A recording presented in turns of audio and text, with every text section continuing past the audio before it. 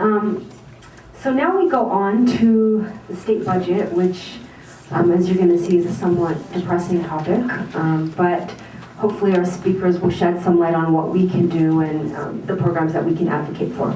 So our first speaker this morning is Hala Masri from the Asian Pacific American Legal Center, and she's going to be talking about immigrant human services. Thank you.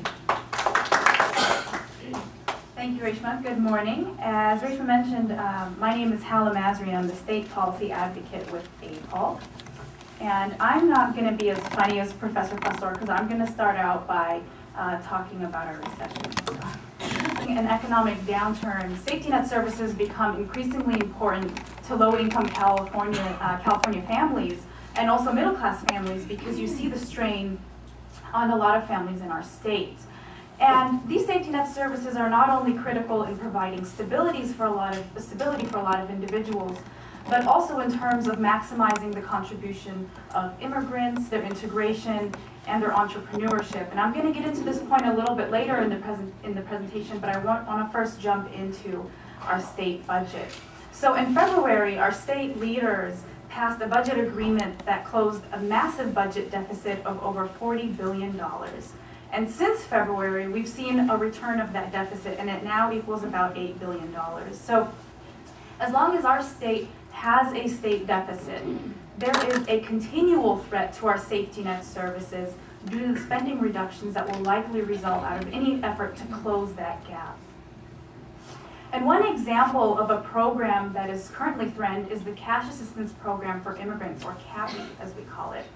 This program provides living assistance to seniors and disabled individuals. And this is a very specific population of immigrants. They're lawfully present, but they're ineligible for federal SSI benefits due to a federal bar that was put in place after 1996 efforts to reform our welfare system. And the average age of CAPI participants is between 68 to 71, and over half live here in Los Angeles County.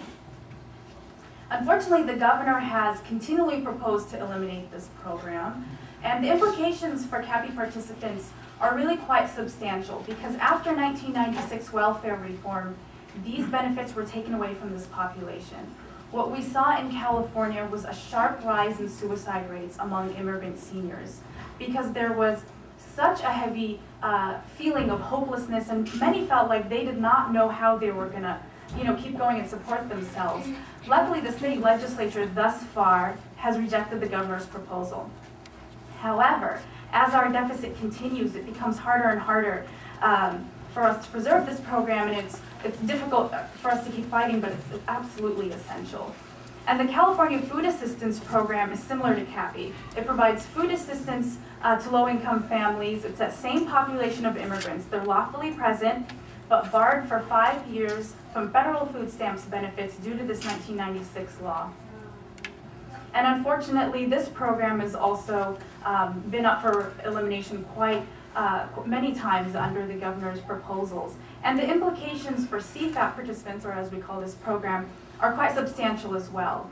Because we know that in times of an economic downturn, the rate of food insecurity among families rises very sharply. And by food insecurity, I mean an ability of a family to access adequate and nutritious food is often strained. And between 2007 and 2008, we saw a 16% jump in the caseload for this program. And since then, our economy has only continued to worsen, so you can imagine how that caseload has continued to increase.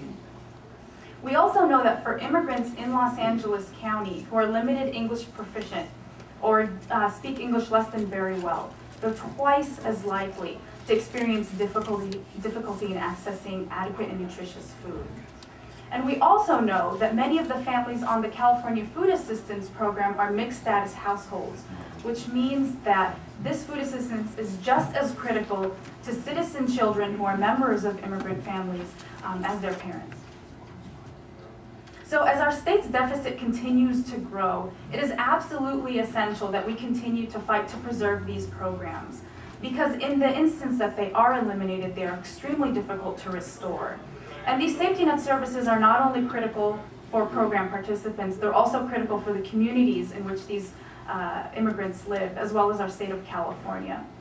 Economic stimulus is greatly strengthened by food and living assistance. For every $1 we spend on food assistance, we see $1.73 return in economic stimulus.